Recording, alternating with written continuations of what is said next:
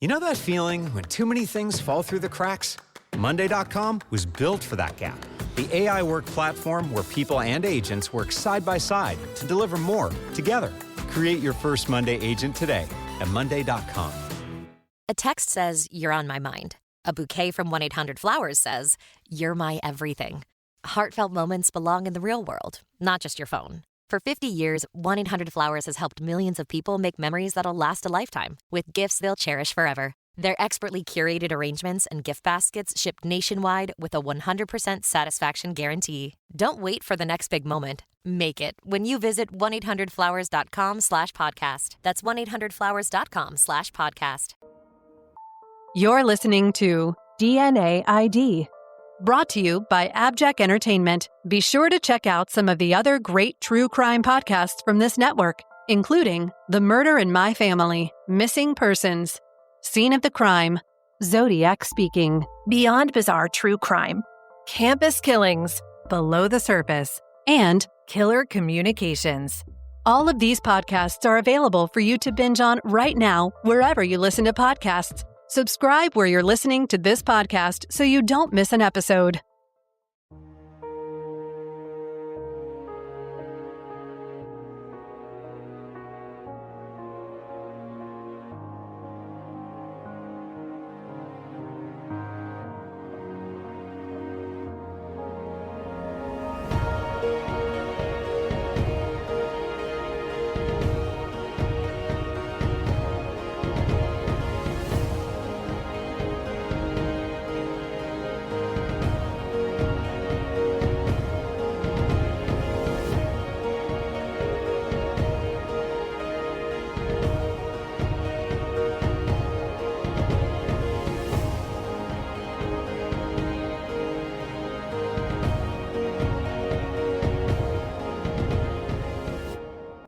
Episode 35, Cliff and Linda Bernhardt. It was 1973. Around 7:15 a.m., June Reich looked out at the beautiful, fresh snowfall that blanketed the Montana topography. It was gorgeous, but cold. And as she took in the scenery, she noticed something. Her daughter Linda and her husband Cliff had built a new home just a few hundred yards away from her own home, around the corner at 1116 Dorothy Lane in Billings Heights. And June could see that Linda's car was sitting in the driveway with snow on it. This was odd because, as June knew, Linda usually left for work by now. And June's husband and Linda's father, Emil, had tried unsuccessfully to call Linda's house the night before, around 10 p.m., but hadn't managed to get a hold of Linda. He was calling her because Linda and Cliff had failed to show up for a scheduled Tuesday night cleaning job at an office building they cleaned regularly for Emil, who owned it. Now, on the morning of Wednesday, November 7th, the combination of the snow-covered car sitting there and the no-show the night before started to alarm June. She picked up the phone and called the number she knew by heart. But there was no answer. This was all very strange. June decided to call Linda's workplace. Maybe she'd gotten a ride to work for some reason. June dialed Ryan's Grocery Wholesales in Billings, where Linda was the secretary. She asked if Linda was there. No, she was told no one had seen or heard from Linda that day. They agreed to call June back in 15 minutes if Linda still wasn't there. Tensely, June sat and waited, fretting about what was going on. No doubt the ringing of the house phone jarred her. In those days, you couldn't choose your ringtone. The ring was loud and shrill. No, said the Ryan's manager, no sign of Linda. June laced up her boots and prepared for the short but necessary walk. The two houses were just a few hundred yards apart in the rural, largely undeveloped area, and it was an easy but chilly walk for June. She hoped to get a nice warm cup of coffee when she walked into Linda's kitchen and found her daughter alive and well. Surely they would laugh over June's paranoia. Her boots crunched in the snow as she made her way over to the new but modest brown ranch. When she got there, around 8:15 a.m., again she noted that Linda's car was still in the driveway. Of course, its presence indicated that Linda was likely home. Why on earth wasn't she answering her phone? Growing increasingly concerned, June knocked on the front door several times. No one answered, and when she tried the door, it was locked. June walked around to the back of the house and rapped on the glass-paned rear door to the home's garage. No one answered there either, but strangely, Linda's small dog was in the garage, and he started barking his head off. June must have mulled the decision over for a few minutes, but her motherly instincts won out. She needed to get into that house. She broke one of the panes of glass and reached in and turned the lock. At first, June saw nothing amiss, other than that the poor dog, who was not used to being shut in the garage, was miserable. The house was orderly and tidy, but it was eerily quiet, and it was freezing. As she walked through the home, calling Linda's name, one by one, she found them. Her son-in-law Cliff lay face down on the floor of the master bedroom. He was clothed, but his shirt was ripped and partially untucked, and he was in his stocking feet. He had blood on his head and in a pool under him, and was clearly dead. June warily walked through the other rooms until she found her daughter Linda. Linda lay on the floor of the spare bedroom, also face down. She was naked, and she too was dead. Her cause of death was not immediately apparent. We can only imagine June's shock and horror. She called the police from Cliff and Linda's house phone and reported the deaths. And then, numb and mindlessly on autopilot, while she waited for the authorities, she began cleaning up. June covered Linda's body with her clothing, which was lying nearby. She draped Linda's pants and blouse over her daughter's corpse. She disposed of a used feminine hygiene product lying on the floor. And then she cleaned up the kitchen table, which was still set for dinner. She washed and put away the dinner dishes. It did not occur to June that her motherly instinct to tidy up was contamination of a crime scene. When the call came in from the house, Yellowstone County deputies quickly responded to the scene. What they found there was so unusual and so shocking in the peaceful, sleepy town that the sheriff was pulled out of a law enforcement conference he was attending in Denver and got right on a plane to come home. I'm imagining him sitting there in a lecture hall and a staff member coming up and whispering in his ear that there was an urgent call for him. The double murder was unlike anything Billings had ever seen, and it would only get weirder and weirder. Let's talk about our victims. Clifford Lavine Bernhardt was born on June 1st, 1949 in Billings to parents Lavine, a.k.a. Bernie, and Eva Bernhardt. He was the only boy in the family, having 4 sisters. Cliff graduated from Billings Senior High in 1967 and enrolled at Eastern Montana College, but he left there and entered a vocational school in Denver before enlisting in the Army in June of 1969. It was the era of the Vietnam War, and Cliff served in both Vietnam and Cambodia. But first, he married his high school sweetheart, Linda Diane Reich. Linda was also from Billings, a daughter of Emil and June Reich. She was born on January 19, 1949, the first child in the family that would eventually total 6 in number with 2 boys and 2 girls. Linda, like Cliff, graduated from Billings Senior High in 1967, but the two had met long before that, in 7th grade. Their family said that after that meeting, they were always together. They were always going to get married, and they did, when they were both still in their teens. Cliff's older sister Shirley was Linda's maid of honor, and Shirley's fiancé Rick Schaff was Cliff's best man when the couple married on June 7, 1969. After the nuptials, the couple moved around to Washington and Georgia during Cliff's Army service. From the Billings Gazette, quote, "The family at home prayed while their soldier paid his dues in firefights in Asian jungles." Cliff was discharged as a sergeant in March 1971, having been awarded a Purple Heart, and the couple settled back in Billings. They spent a lot of time with both of their close-knit families, with large, raucous mealtimes and a rock-solid support network.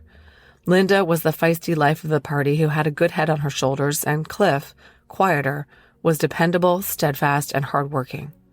He got a job as a cement finishing foreman, and his boss at Quality Concrete said he was a, quote, first-class person and well-liked by everyone. Linda's boss at Ryan Grocery Wholesale said she was, quote, 1 in a million, very capable and liked by all. Linda and Cliff were hardworking and thrifty. The young couple worked 3 jobs between them as they saved money to build and maintain a home. Their third job was moonlighting as cleaners of a commercial building owned by Linda's dad. Once their house was built, with some of the labor being done by the two themselves, they moved in September 1973.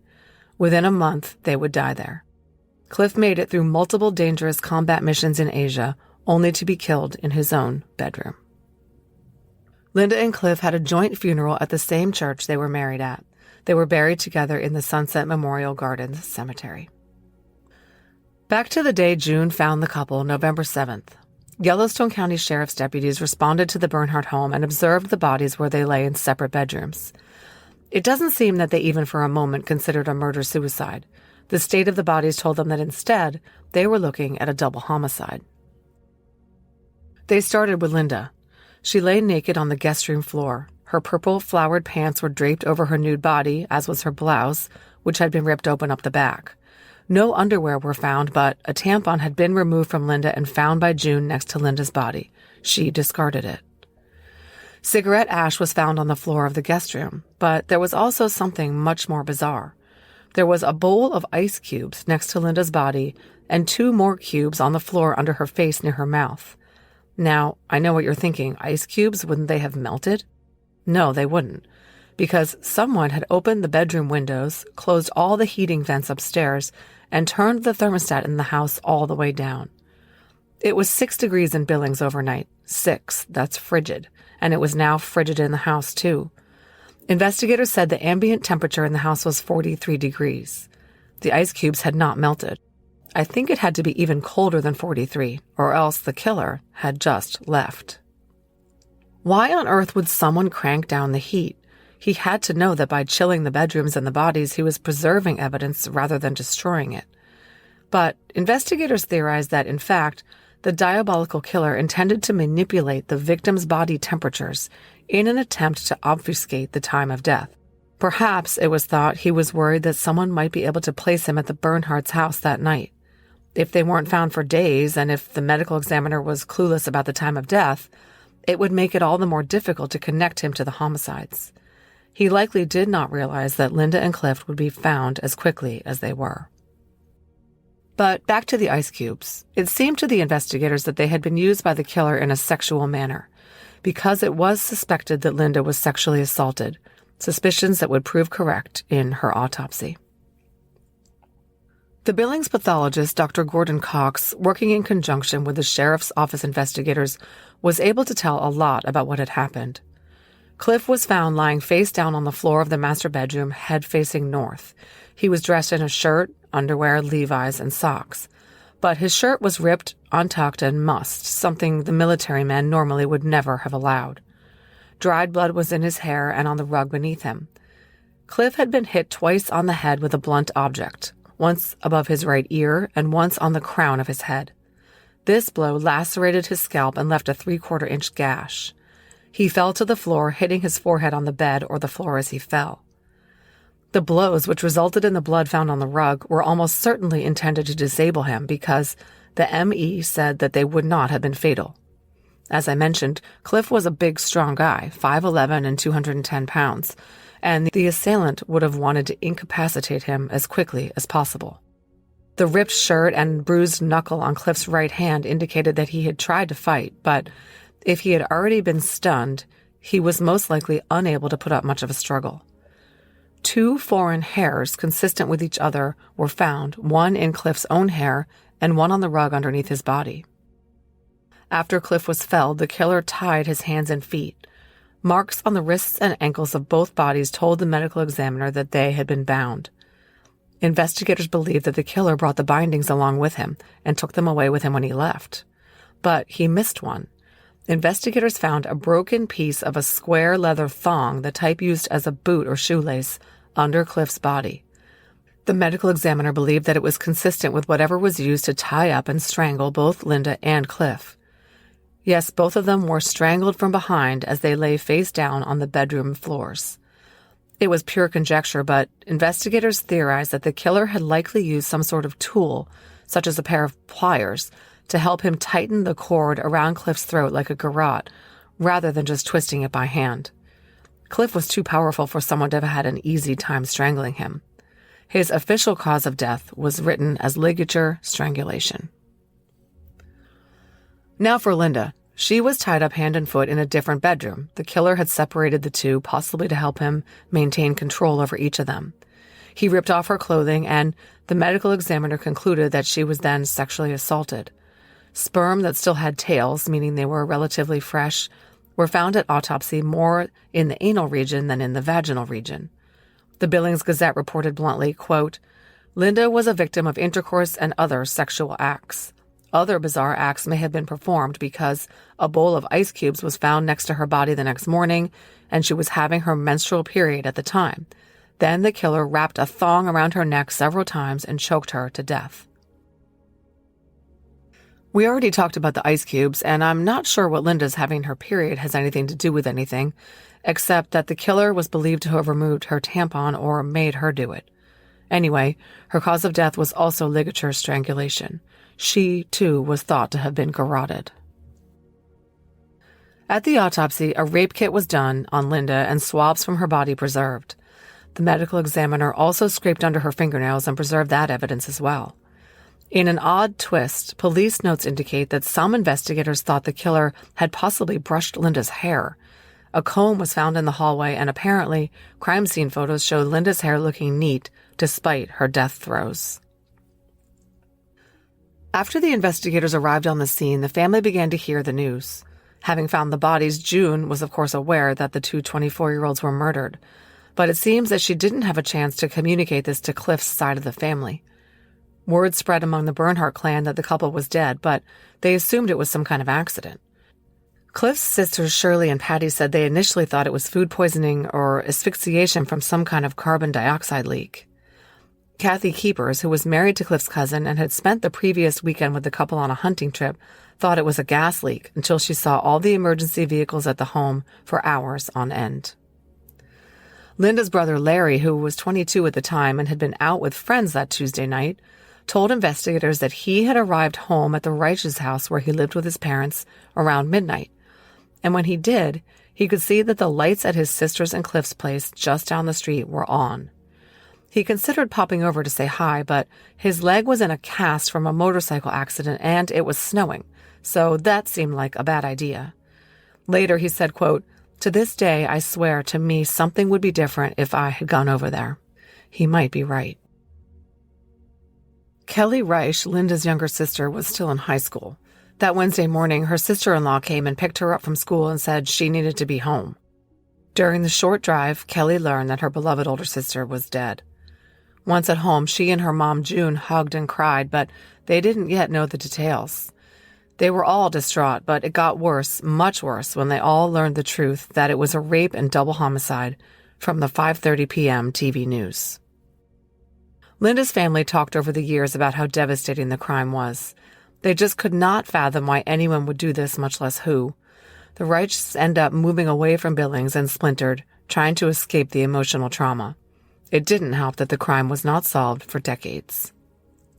June Reich later said in an interview, quote, "You can't imagine how something like this can change your life. It puts hate where there was none before. Linda and Clifford's deaths have brought a fear into our lives that we never thought we would experience. You have all kinds of thoughts. It's something you think about 24 hours a day, and even when you try to forget, you remember. You can't begin to find the peace you want." I'm Hannah. I've lost 75 pounds in 20 months with GLP-1s, plus diet and exercise. On Row, I've gone from struggling to run a mile to running farther every day. You can access FDA-approved GLP-1s online. Get the support you need to reach your weight loss goals. Go to row.co/weight to see if you qualify. I'm a paid Row partner. 20% average weight loss in 1 year in non-diabetics with obesity or overweight with a weight-related medical condition versus 3.1% in placebo arm. RX only. To stay informed about serious side effects, go to row.co/safety. Let's talk about the investigation. Investigators at the house noted immediately that other than the broken back door through which June had entered, there was no sign of forced entry. The house was locked up tight. Had Cliff and Linda let their killer into their home? Investigators set about trying to establish a timeline of Linda and Cliff's last known movements. Cliff was not working that Tuesday. His job as a manager of a concrete installation company required that the weather be amenable to concrete pouring. Snow and concrete don't mix. Police reports indicate that Cliff was off for the entire week because of the expected inclement weather. On Tuesday, he'd hung out and run errands for most of the day with his best friend and coworker, Sam. They had run into another coworker named Danny in the course of their errands. On the day after the murders, Sam told police he dropped Cliff at home sometime in the later afternoon in the 3:15 range. He didn't go inside the house, he said. He dropped Cliff off and left. But a neighbor reported seeing a man at 4:25 p.m. talking to Cliff outside the house and a pickup truck parked in the driveway. Another neighbor in the home behind Cliff and Linda's also reported seeing a man, not Cliff, emerge from their house onto the back porch around 4:30 and then go back inside. So either Sam was mistaken about the time at which he dropped Cliff off and these sightings were of him, or some other man was at the Bernhardt house in the late afternoon. Because of these unanswered questions, Sam's name was put on the persons of interest list. As for Linda, she was at work at Ryan's all day. At 4:40, she got a phone call at work from Cliff. Her coworkers said it seemed from her demeanor that this was a totally normal marital phone call. At 5:10, Linda clocked out and headed to the bank drive-thru. There, she transferred $690 from the couple's savings account into their checking account and also deposited a check in checking. This put the balance of the checking account at $921, but dropped the savings account into the red at -$75. Then, it seems, Linda went home. A skillet containing the partially eaten remains of a hamburger helper dinner and some dinner plates were still on the table when June got there the next morning. Based on what was found in the kitchen, investigators knew that Linda had prepared hamburger casserole for dinner. Nothing shady about that. But when investigators spoke to Linda's mom, June, the one who had found the bodies, she added some absolutely crucial information. June told the deputies about cleaning up the dishes on the table. The dinner table had been set for 3. 3 people had been planning on eating together that night at the Bernhardt home, and then 2 of them wound up dead. Linda's mom didn't know anything about any dinner guest. All she knew was when she cleared the table, there were 3 dinner settings out, not 2. Now, investigators were certain that whoever killed the couple was familiar to them. The lack of forced entry, the absence of a struggle, and the table set for 3 clinched it. They were looking for someone the Bernhardts knew. June said that Linda never would have left for the night cleaning job or gone to bed without doing the dishes. And the autopsy showed that each of Linda and Cliff had eaten the hamburger helper casserole about 1 to 1.5 hours before they died. What on earth had gone down in that house? Puzzled investigators noted that other than Cliff's ripped shirt and bruising, there were no signs whatsoever of any kind of struggle or violent altercation in the house. The furniture was all in place, the beds weren't messed up, and so on. Cliff's mom, Eva, had a little more information for investigators. She said that originally, Cliff and Linda had intended to have dinner that Tuesday night at the Bernhardt home with Cliff's parents. These dinners were a big family event usually attended by Cliff's 3 sisters, 2 brothers-in-law, and Cliff and Linda. From what I read, antelope heart was on the menu. No, thank you. Anyway, even though it was sort of taboo for Cliff to miss this dinner, that Tuesday, Cliff told his dad that because of an impending snowstorm, he and Linda were going to stay in and have a quick dinner before heading out on their night cleaning job at Emil's office building. But they had never shown up for that gig, which they consistently started between 8 and 8:30 p.m. So, based on this information and the autopsy results, investigators were able to narrow down the time of death. Dr. Cox estimated that the couple had died within 60 to 90 minutes of eating dinner. Linda's father, Emil, told investigators that they had never showed up for their cleaning gig, which they usually went to around 8:30. Investigators came to believe that the couple never left the house that night. Something happened to them between dinner being put on the table and when they planned to leave for the cleaning job, a relatively small window of time. The time of death was put at between 6 and 8 p.m. on November 6th. Weirdly, Linda's dad, Emil, told investigators that he had called his daughter's house around 10 p.m. to see where the heck the 2 were since they weren't cleaning his building. The first time he called, someone he thought was a juvenile answered the phone. Convinced he had the wrong number, Emil hung up, and when he called back, no one answered. Was this the killer answering the phone? Or had Emil dialed the wrong number the first time? Since it was in the days before digital call logs, we won't ever know. I do think it would be very strange for the killer to have answered the phone, but then again, this is a very strange case. Investigators asked June to walk through the home with them and see if anything was missing. She knew her daughter very well and was intimately familiar with the home as she had helped them get settled in it when they moved in just a month earlier. And it turned out quite a lot of stuff was missing. Enough that it occurred to me this guy must have had a vehicle with him. He couldn't have carried all this stuff off in his arms, especially in the snow. Here's what was missing: Cliff's wallet and watch, and Linda's purse and checkbook. But that's not all. June was able to identify a green suitcase of Cliff's that was MIA. It wasn't located anywhere. That was odd. Did the killer possibly pack something up and take it with him? Yes, he did. The pair of underwear Linda was wearing that day was gone. In fact, all of Linda's undergarments were missing from the house, except one red negligee that I guess the guy didn't like. He left it behind in a drawer. But also gone were almost all of Linda's clothes and all of her shoes. The stealing of Linda's clothes and shoes, thought to be trophies, started to solidify the theory in the minds of investigators that Linda had been the target of this heinous double murder. So investigators had a very bizarre crime scene. First, the killer was someone invited to dinner or who stopped by and was asked to join the Bernhardts for dinner. Because Cliff didn't mention a dinner guest to his dad when he bowed out of their dinner plans that evening, investigators suspected that it was an impromptu event. Yet, the killer had clearly come prepared. It was premeditated. Investigators believed he had brought the leather thongs he had used with him to the house. No others were found, and it would explain why he had taken care to take them with him when he left. He pulled out Linda's clothing and shoes and loaded the suitcase with them. He opened the windows, turned off the heat, and left, locking the door behind him. The snowstorm erased any tracks. He was gone into the night. Speaking of tracks, from the Gazette, quote, "Family members observed that it was muddy that night before the snowfall. There was no mud on the carpets, and Linda and Cliff's shoes were found outside on a step. It was surmised that the killer had taken off his shoes as well." Of course, this only added to the certainty that the killer was someone acquainted with the couple. Unless he was a neat freak, it was unlikely someone sneaking into the house to cause murder and mayhem would first remove his footwear. Instead, it seemed he maintained a ruse of politeness and consideration of his host's home by removing his shoes when he entered to join them in their evening meal. Investigators spent more than 24 hours poring over every inch of the Bernhardt house. They found all the evidence I've already mentioned: the leather thong under Cliff, the hair on the rug under him, the ice cubes and bowl, the cigarette ash on the guest room floor. They also found more ash in the bathroom sink and cigarette butts in the toilet.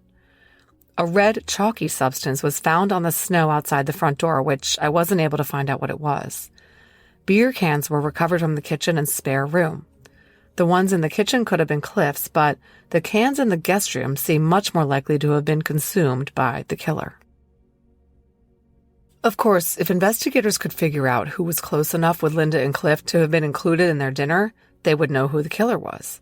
And as I said, the couple had not mentioned to anyone that they were expecting a guest for dinner, and they had a commercial cleaning commitment that evening, so investigators leaned towards someone just stopping by.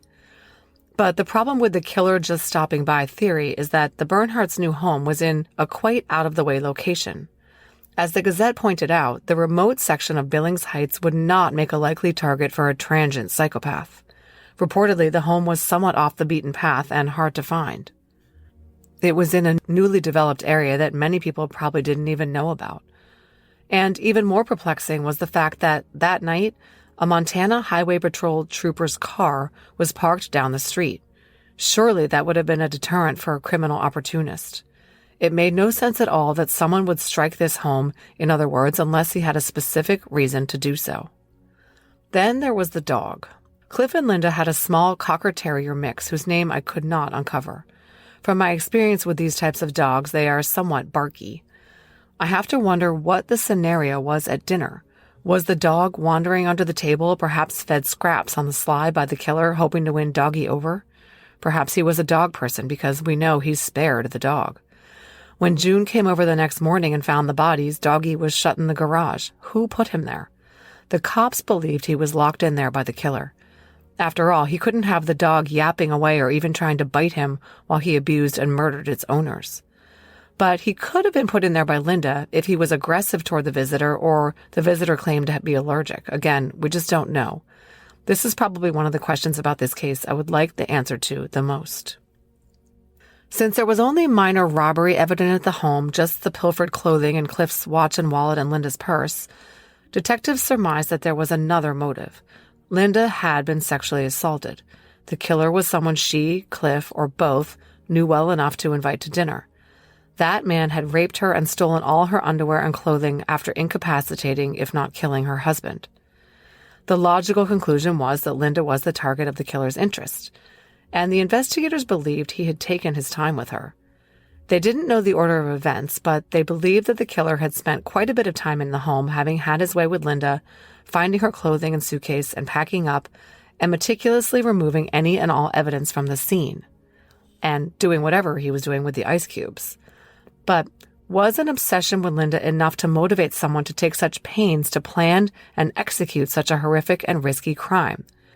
But try as they might, investigators could not uncover any other motive. Cliff and Linda were squeaky clean, and in fact, the county attorney Harold Hanser said that nothing negative was ever uncovered about either of them. There was no apparent motive why it occurred, he said. It was a horrible murder, 2 people, and no clear motive why they ended up dead.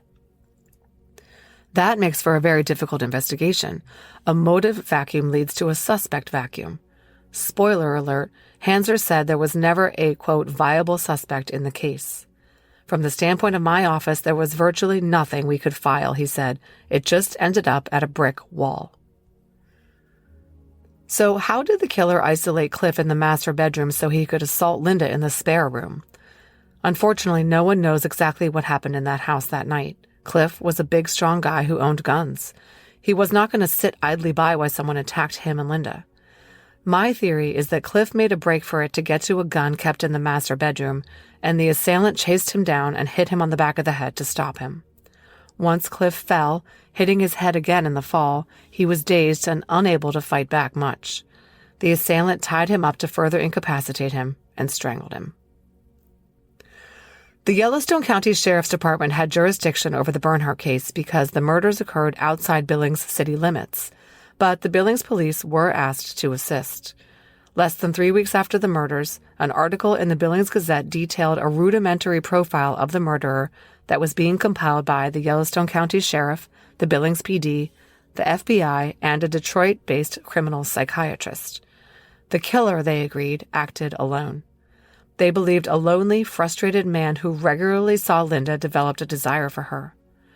While thorough and detailed, the 1973 Gazette article reflects the stereotypes of its time, nearly 50 years ago. The article says of Linda, quote, "She was attractive, 103 pounds, 5'3", and wore short skirts at work to the Ryan Grocery Company wholesale warehouse. She was friendly and outgoing."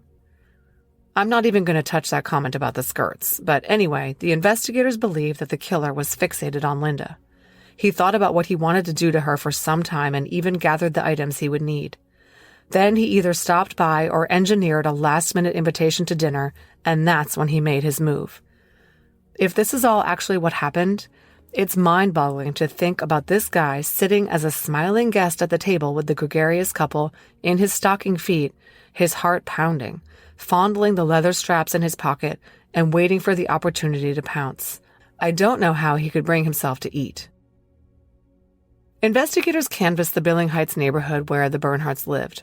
They had moved into the new rural subdivision less than a month before. The neighbors didn't know them well, and none saw anything that night other than the things we've discussed. But they were scared. Not only was the double murder brutal and bizarre, it was seemingly random. No one had a bad thing to say about Linda or Cliff. This was true among their neighbors, their colleagues at work, and their friends. Their life was drama-free and fun-filled. As the Gazette described them, they were hard-working, clean-cut young people. They genuinely loved each other and were happy and fulfilled. If investigators were correct, someone totally beyond their control had coveted that and taken it all away. It was terrifyingly random. And, by the way, it was rare. Double murders of nice young couples in their nice new homes, seemingly for no reason, didn't happen in Billings or Yellowstone County.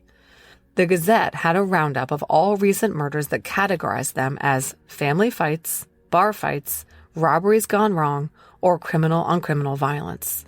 The Bernhardt case fit into none of these categories. Neighbors said they began locking their doors and keeping loaded guns in the house. One article in the Gazette indicates that neighbors were so concerned about the unsolved murder that strangers in the area were almost shot or attacked if they tried to look into windows. Investigators also focused on both Cliff and Linda's work colleagues. They were operating under the assumption that the Bernhardts knew their killer and the killer was fixated on Linda. There was a specific pool of people who could fall into these criteria. The couple's friends, family, work compatriots, church fellows. That was pretty much it. And friends and family were largely ruled out early on, with a few exceptions. That was not before some of them were put through the ringer, though. Cliff's two brothers-in-law, the ones who were part of the weekly big Bernhardt family dinners at Bernie and Eva's house, were treated quite differently. Rick was interrogated in the sheriff's office after being read his rights. The same was not true for Martin. The only reason why I can guess that Rick was prioritized as a suspect over Martin was that Rick worked at the concrete company with Cliff. The city-county detective assigned to the case 3 months out was Tom O'Brien. The Bernhardt murder was his first homicide case. He became close with the family as he worked the case and remained optimistic about solving it. Doggedly, he interviewed people who knew or worked with the Bernhardts. 30 pieces of evidence from the scene and the autopsies, including fingernail scrapings, were sent to the FBI lab in Washington for state-of-the-art testing. Investigators kept an ear out for similar crimes in case the killer struck again, but, like I said, there weren't any. Several men were looked at simply because they had records of violence against women or were known by law enforcement to possibly be capable of this type of crime. They were all ruled out. Investigators also had the clever idea of questioning local sex workers to see whether any Johns had an ice cube or cold fetish, but none did. The Bernhardt case seemed impenetrable. 7 months after the homicides, the sheriff's department admitted that they were out of suspects and leads. And Under-Sheriff Glenn Thompson told the Gazette nearly a year after the homicides that, quote, "It has been quite some time since there have been any new developments in the case." Finally, in fall of 1974, the desperate Bernhardt and Reich families, with contributions from Linda and Cliff's employers, posted a $5,000 reward for information leading to the arrest and conviction of the killer. Linda's mom said that she didn't know how the killer could live day to day with the murders on his conscience. It turns out he could, and he made it look easy. This episode is brought to you by Progressive Insurance. Do you ever find yourself playing the budgeting game? Well, with the Name Your Price tool from Progressive, you can find options that fit your budget and potentially lower your bills. Try it at Progressive.com. Progressive Casualty Insurance Company and Affiliates. Price and coverage match limited by state law. Not available in all states. What does luxury feel like when the whole family wants your blanket? Minky Couture. One touch and you get it. Minky Couture gives you premium plush fabric, signature stretch, machine washable ease, and softness so irresistible your whole squad will want to turn. If you want comfort that looks as good as it feels, make it Minky Couture. Shop now at minkycouture.com. That's MINKYCOUTURE.com. Minky Couture, the blanket everybody reaches for first. Linda's sister Kelly much later said in an interview that when her sister was killed, the family racked their brains to see if they could figure out who could have done it. And no one came to mind. There wasn't any creepy cousin, aggressive ex, or menacing coworker that they knew of. There was no one specific. Some family members chalked it up to some unknown slight, a perceived wrong for which the killer sought vengeance. One of the brothers-in-law was convinced that it must be a war buddy of Cliff's who had seen photos of the lovely Linda during their combat missions and fixated on her. The family became suspicious of pretty much everybody. But there was no one tangible suspect, and as time went on and no killer was brought to justice, the family began grasping at straws.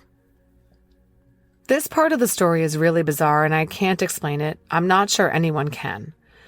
A woman called the police and said she had been receiving threatening phone calls. The caller told her repeatedly to hand over a key she had found. What happened was, according to this woman, she and her husband had rented a home on Wicks Lane in Billings Heights, just a mile or so from the Bernhardt home. When they started remodeling it, they found a key hidden in the baseboard with a note attached to it that read, "Bernhardt Kill." She threw the note away, but after receiving the phone calls, she decided to hand the key over to the police. And lo and behold, when police tried the key in the Bernhardt's garage door lock, it fit. The key fit into the lock, a standard one used in many residential new builds.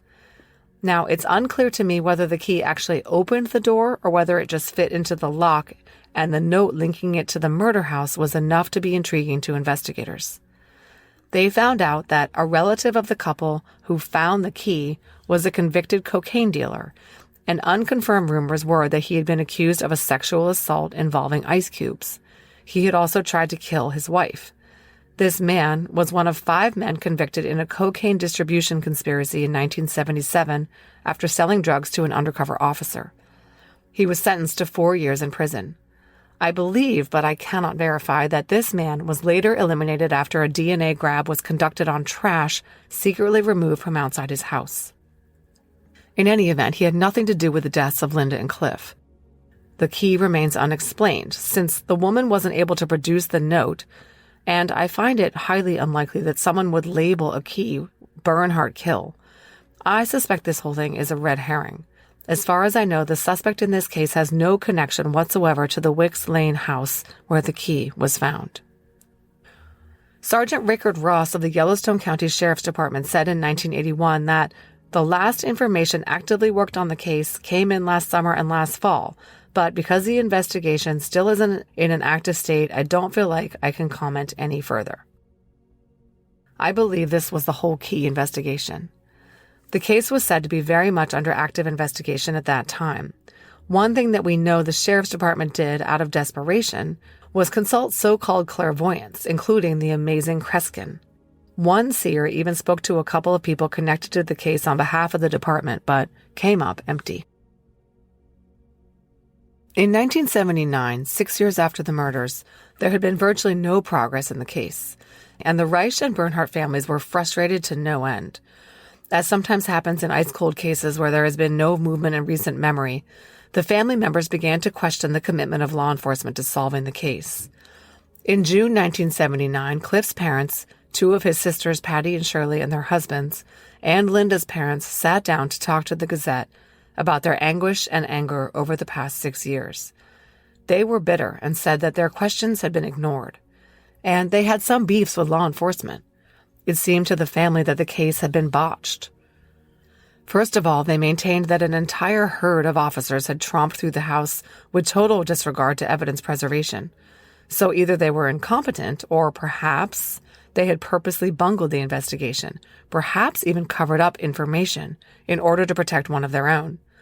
The county attorney had refused to share the case file with a PI hired by the family, which only served to increase their concerns. They believed that the killer knew exactly how to not leave any traces behind. Remember, he had chilled the crime scene and took his ligatures with him, which a lawman would be well versed in. And the snail's pace of the investigation made them wonder if police were deliberately dragging their feet. It was very far-fetched, but people cling to anything when they have nothing. They didn't have any issues with Tom O'Brien, the lead investigator, but they had issues in general. The family's frustration at the lack of progress in the case that had initially seemed highly solvable was palpable. After all, how hard could it be to find a man who knew both Linda and Cliff well enough to be invited in for dinner, who was strong enough to bludgeon and strangle a strapping Purple Heart recipient, who was unaccounted for on that Tuesday evening, and who had a suitcase full of stolen women's clothing and a new watch? The pool of suspects couldn't be that big.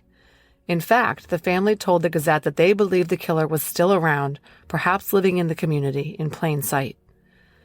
They had no idea how right they were.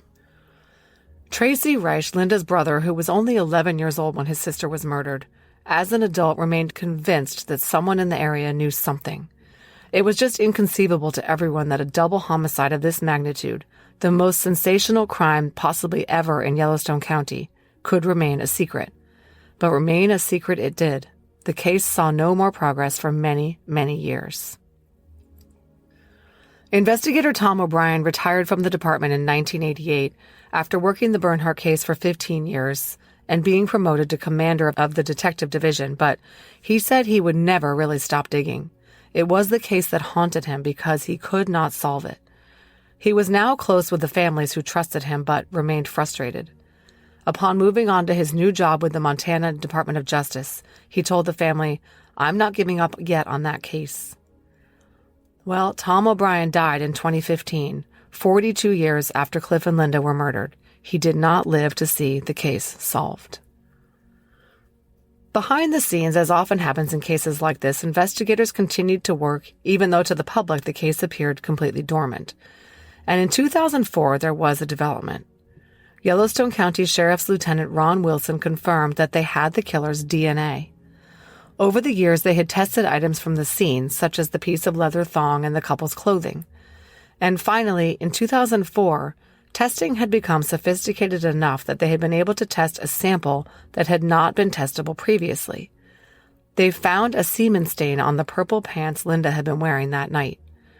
From the report, it looks as though the semen got on the pants from Linda's nude posterior when her mother covered her up with the pants. And that semen stain was sufficient to yield a DNA profile of a man they believed was Linda's rapist and murderer.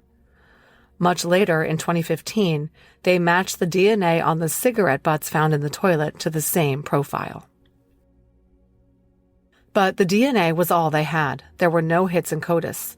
And the DNA, the microcosm of the killer himself, still told them nothing about who he was, what he did, and why. They were brutally murdered for absolutely no reason we can fathom, Yellowstone County Lieutenant Wilson told the Gazette. The DNA sample would be used thereafter as an elimination tool to rule out nearly 80 potential persons of interest who submitted to buccal swabs or who were required to give samples pursuant to a search warrant. By the way, Cliff was excluded as the contributor of the semen sample. Remember I mentioned earlier that Cliff's buddy Sam, who had spent that Tuesday with Cliff, became a person of interest. This was because it was unclear whether he was telling the truth about what time he left the Bernhardts' home that afternoon, since some neighbors thought they might have seen him there later, and also because he was the last known person to be at the house with Cliff before the couple ended up dead. And he would be one of the most logical people to be invited to join the couple for a casual and quick dinner. Sam made things more complicated for himself by refusing to take a polygraph test. This made some people in the victim's extended families very suspicious of him. He was finally ruled out after a search warrant for his DNA and subsequent testing showed that he was not the killer of his friend and his friend's wife. But it's certainly understandable that his refusal to cooperate made some people give him the side eye. In a 1974 interview, Sam gave police a statement that contained some new information. He recalled Cliff telling him the carpet layer for the new house was coming to finish the stairway carpet on the night of the murders. The detectives found a check dated October 22 to the owner of the carpet company, who I'm going to call E, of Baum's Carpet, for a partial payment. There were reports that E had called the home building contractor looking for the rest of his money.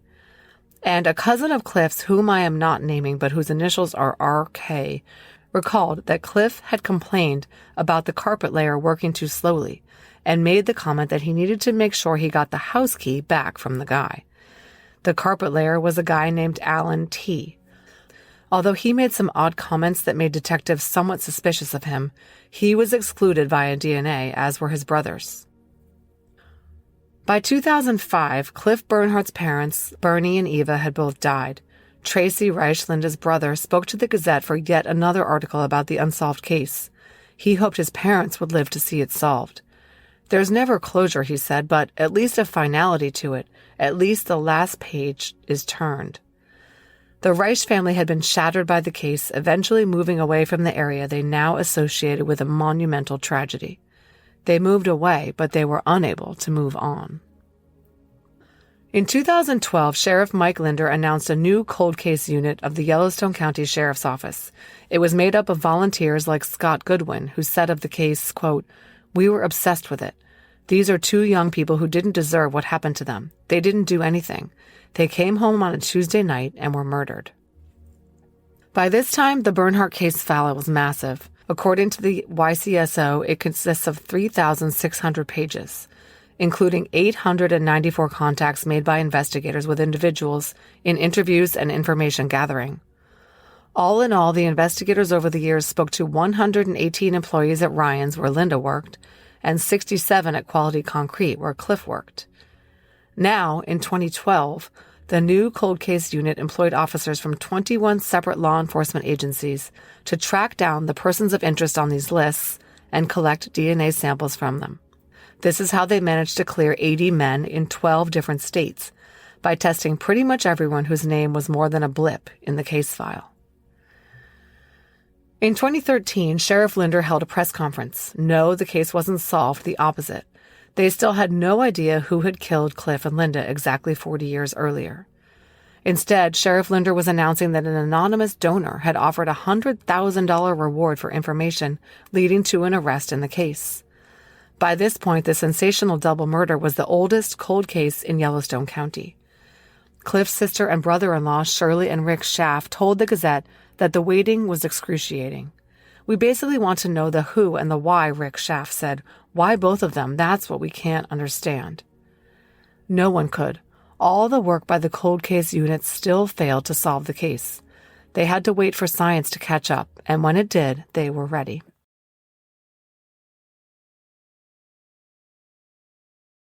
The Cold Case Foundation was established in 2014.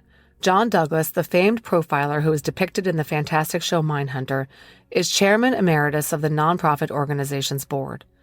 The first case the new group took on was the Bernhardt case. We felt like it was someone who knew the victims. There was a strong feeling that the wife was the primary target and the crime was sexually motivated. Dean Jackson, the CCF's deputy executive director, told Hunt a Killer. They took a suitcase filled with all her underwear. We felt like it was someone the victim knew, maybe someone who worked with her and someone who had access to their brand new home, said Greg Cooper, the group's founding member. We suggested that the offender might have been a contractor or subcontractor on building the home. But of course, police had already run down all of these people. Well, as we shall see, not quite all of them. In 2015, the Yellowstone County Sheriff's Office contracted with Parabon Nanolabs to analyze the DNA profile of the killer in the Bernhardt case, using its new snapshot phenotyping technology, which the company premiered in 2014. The computer-generated image shows a white male with very fair skin, a slightly longer face, and green or hazel eyes. He was of Northern and or Central European descent. The Sheriff's Department didn't release the image publicly, but they showed it to all Linda and Cliff's family and friends. No one had a clue who the guy was.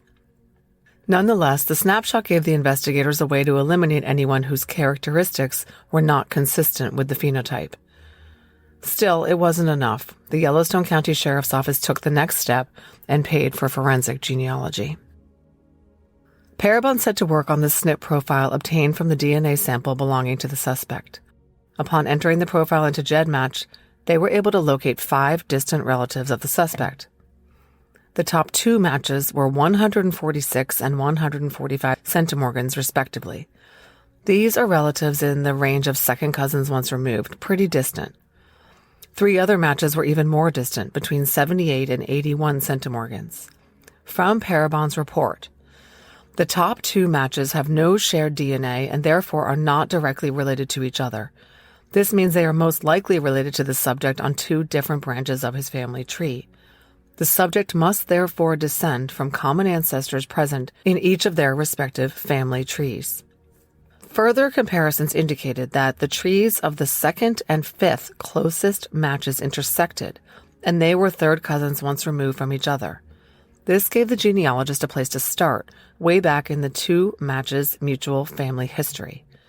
Their common ancestors were a couple with the surname McCarley, who had married all the way back in the late 1820s. They had 8 children, making a lot of work for genealogists. Matches numbers 6 and 7, with just between 50 and 64 centimorgans in common with the suspect, were found to be third cousins sharing great-great-grandparents. This marriage of a couple with the surname Brandon dated back to the early 1800s and produced as many as 11 children. The problem was there was no apparent intersection between these 2 separate family trees, both of which included distant relatives of the suspect. Triangulation at this stage was therefore impossible. More research was needed. Parabon's initial report to the Yellowstone County authorities dated August 30th, 2018, called the case very promising and requested approval for additional time to conduct more research. They got the green light. Further research into descendants from these trees involved looking for any families who had ties to Montana. The genealogists noted that one tree had a male descendant named George Caldwell, born in 1856. He was the great-grandfather of the closest match to the suspect, match number 1. And George was confusing because he had married 2 women with the same name, Mary Ellen, and both marriages had produced sons. But it was significant that one of his sons, Lee, had filed for divorce in 1959 in Montana. Lee was a first cousin once removed to match number 1. They were on the right track. The wife who had divorced Lee was born Ruby Bowling, and Bowling was a surname that appeared in the family tree of match number 2. This told the genealogists that this family was the intersection they were looking for. Male offspring from the Ruby Bowling-Lee Caldwell union dating from 1930 were candidates to be the suspect. They were paternal half-cousins once removed from match number 1 and maternal second cousins once removed from match number 2. And the marriage produced 2 sons, a man I'll call H. Caldwell and his brother Cecil Stan Caldwell. H. Caldwell, who was still alive, had only one known address in Montana. It was nowhere near Billings. He had attended high school in Arkansas before Ruby and Lee moved to Montana and divorced. After that, he lived in many other states, mostly California, where he still resided when his name came up. But his brother Cecil had lived in Montana all his life and lived in Billings when the Bernhardts were killed in 1973. Parabon's second report, dated June 3, 2019, states that although H. Caldwell could be the suspect, based on geographic ties, his brother Cecil Stan Caldwell was the more likely murderer of Cliff and Linda Bernhardt. Unfortunately, he had been deceased since 2003. So, we've seen this before, right? Investigators have the name of a very likely suspect based on DNA and circumstantial evidence, but they need to confirm his identity as the suspect before announcing closure of the case. But Cecil Stan Caldwell was dead and had been cremated, and he had no known children. So they went to the next best thing, his brother H. H cooperated with the investigators who came knocking on his door and willingly gave a DNA sample for comparison to the suspect's STR profile.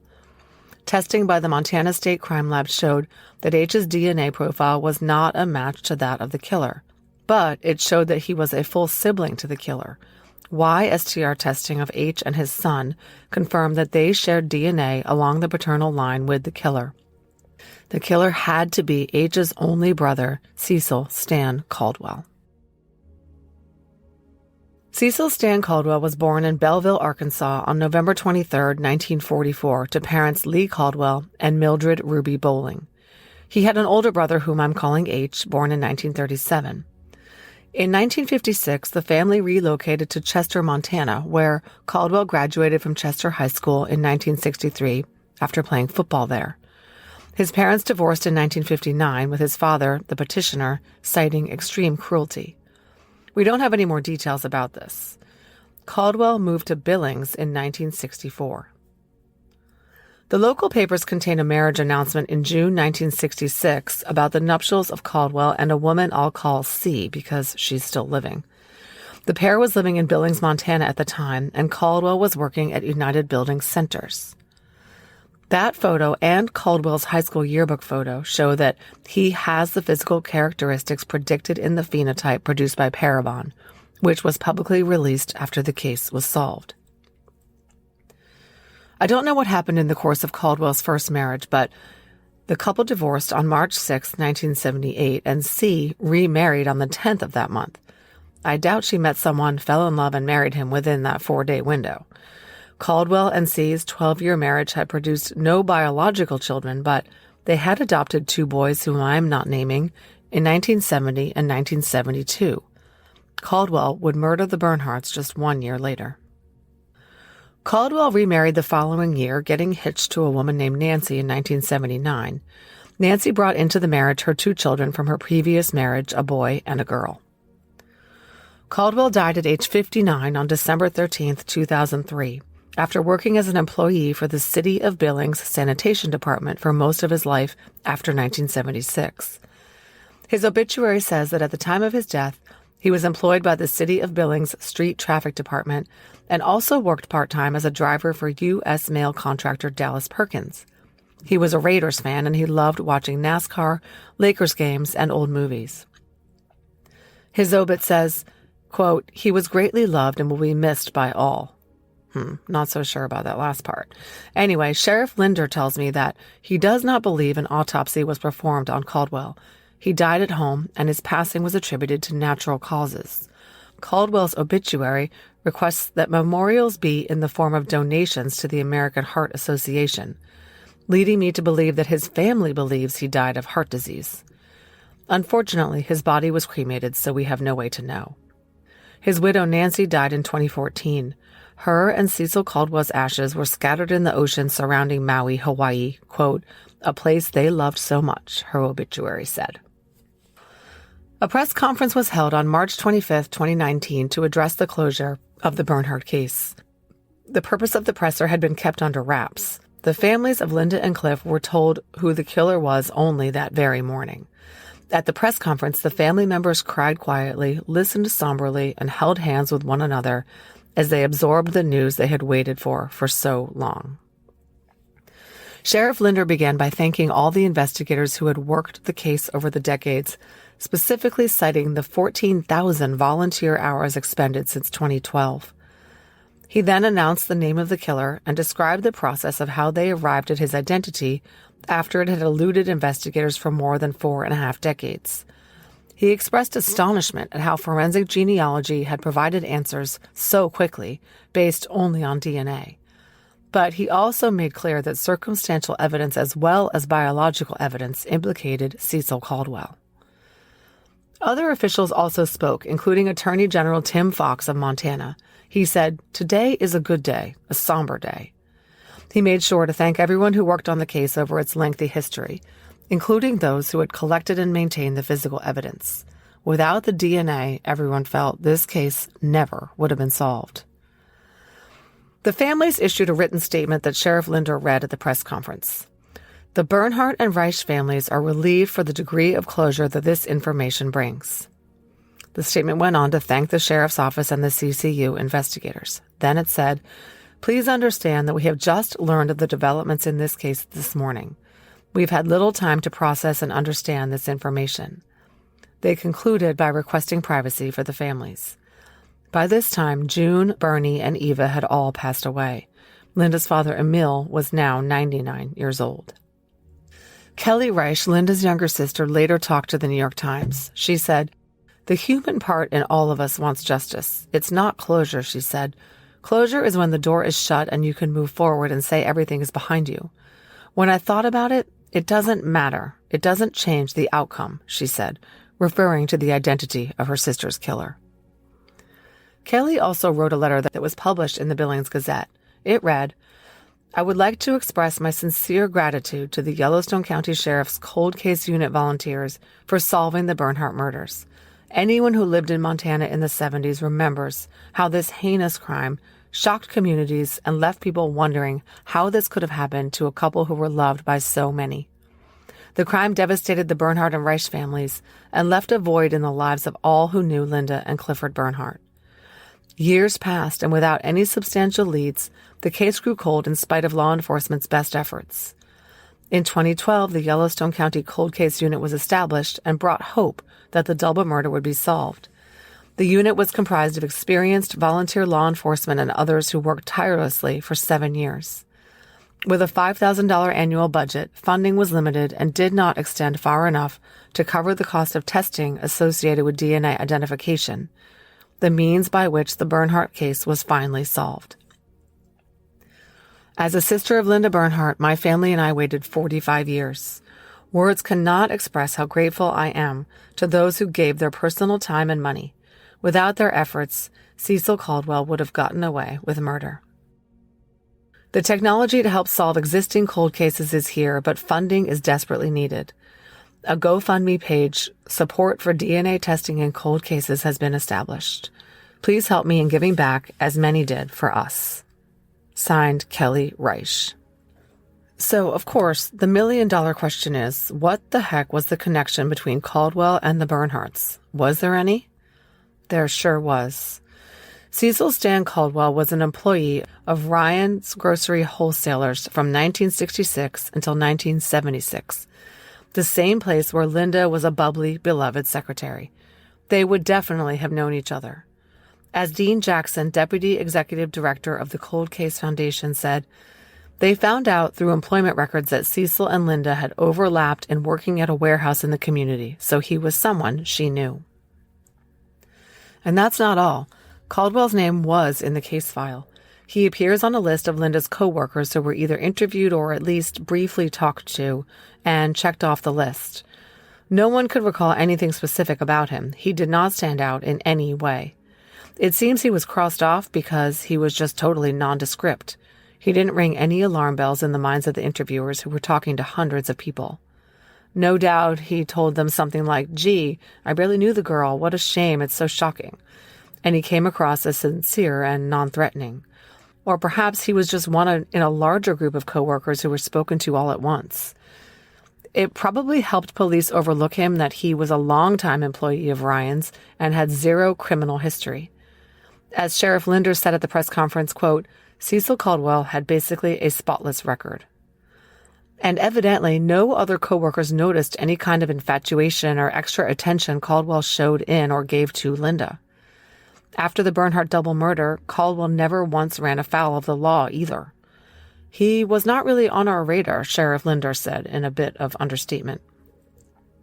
Of course, we're all dying to know how exactly Cecil Caldwell gained Cliff and Linda's trust that night when he showed up at their home, because that's what must have happened. There's no question that they let him in, and we know that there were 3 plates set for dinner. But there's no indication that Linda and Caldwell were friendly to the point that she would have invited him to dinner, especially because she had a cleaning job that night. One wonders what ruse he used to finagle the invitation. Did he knock on the door, supposedly delivering important papers from work or a delivery of groceries, saying his car broke down and, gee, that hamburger helper smells really good? Maybe he had made earlier arrangements with Linda to help the couple with the cleaning job, and she invited him to join them for a quick meal first. We will never know.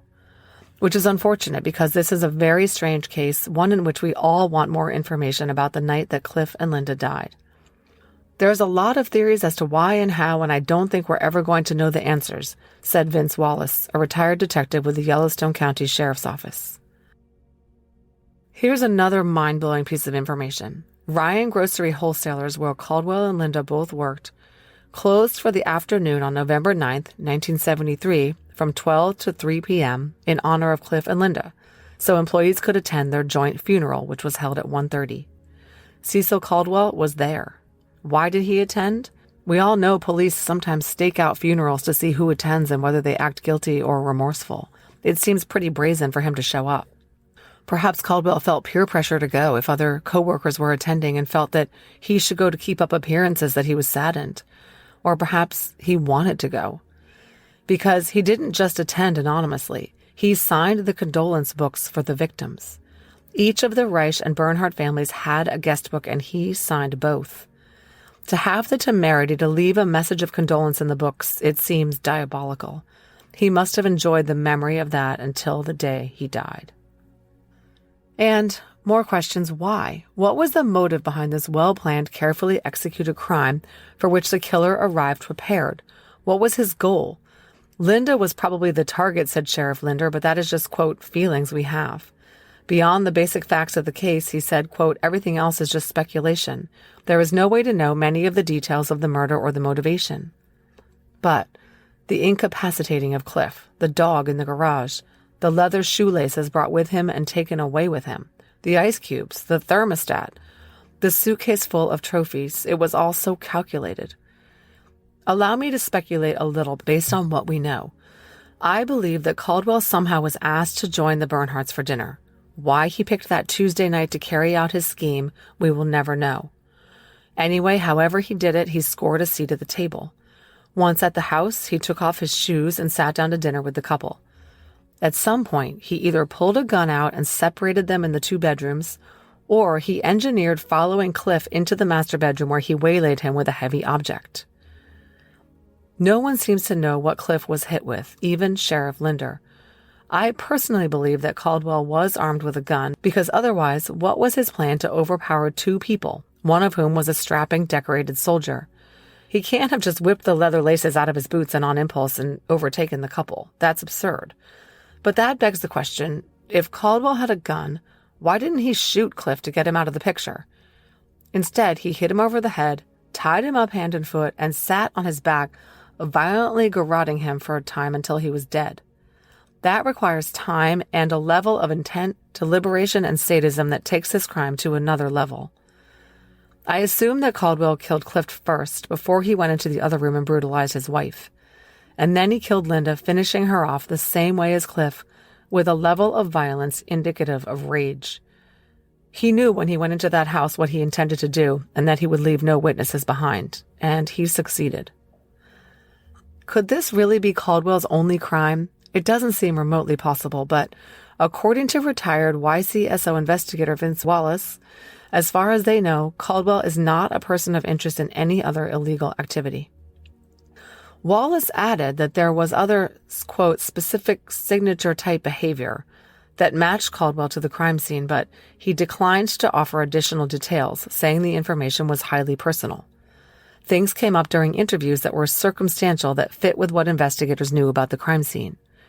It sounds to me like they learned something from his ex-wife about his sexual proclivities. Sheriff Linder said that when Caldwell's family was informed that he was the suspect, there was, quote, maybe some disbelief, maybe some not too surprised. None of Cliff and Linda's things were found in Caldwell's personal effects after he died, that we know of. It doesn't seem his surviving relatives knew the murderous side of him at all. As listeners can probably hear, the Bernhardt case is, in my opinion, one of the most fascinating and complex that I have covered. I've spent nights lying awake trying to envision how the whole thing went down. It seems to me that, however it happened, Cecil Caldwell got extraordinarily lucky. Yes, he planned it and executed it flawlessly. This was not a crime of opportunity, a random murder committed by a violent brute against a victim who was just at the wrong place at the wrong time.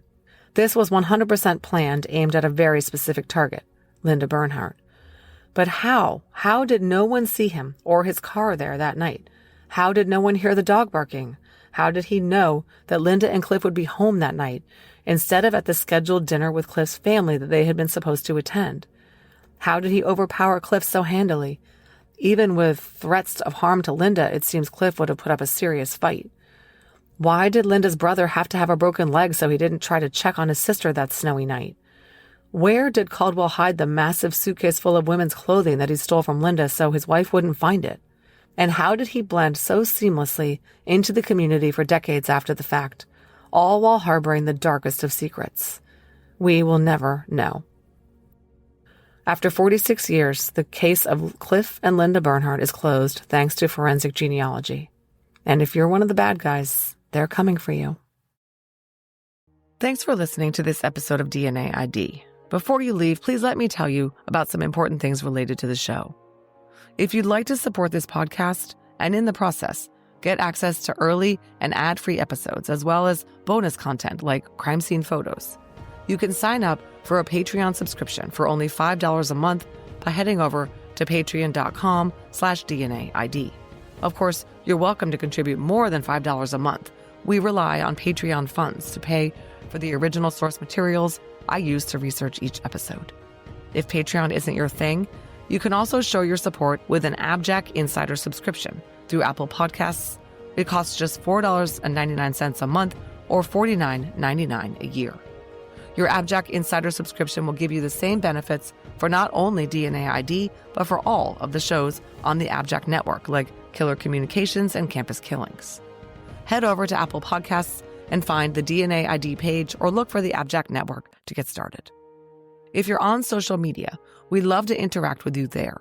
DNA ID is on every major social media platform. Search your favorite platforms for DNA ID podcast to find us. We also have a YouTube channel, and our website is dnaidpodcast.com. You can find links to all of these anytime in our show notes. If you need to reach the show, contact us by emailing dnaidpodcast@gmail.com. Finally, if you want to pick up some fun DNA ID merch and represent the show, visit the store at www.customizedgirl.com/s/DNA ID podcast. DNA ID is researched, written, and hosted by me, Jessica Betancourt. It's produced by me and Mike Morford of AbJack Entertainment. Music by Connor Betancourt.